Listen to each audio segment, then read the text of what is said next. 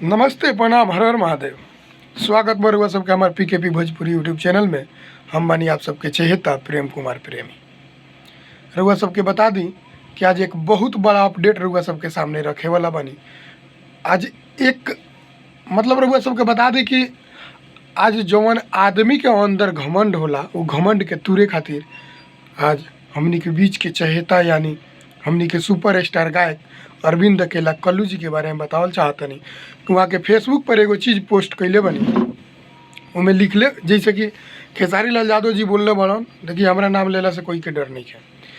तो हम बता देवल चाहतनी कि जौन खेसारी लाल यादव जी बोलले बड़न कि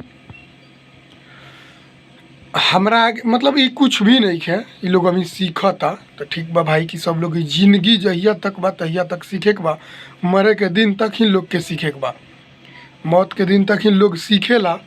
तो यही पर यहाँ के एगो पोस्ट कैले बनी हमनी सबके छोट भाई, हमनी सबके चहेता, छोट भाई ना, हम तो वहाँ से छोट बनी, हमनी सबके छोट भाई अरविंद अकेला कल्लू भोजपुरी फिल्म के एगो उभरता कलाकार कि दशकंधर रावण के जब घमंड ना रहल तो आप तो सर सिर्फ एक मुड़ी वाले इंसान हैं, यानी एक सर वाले आप इंसान हैं।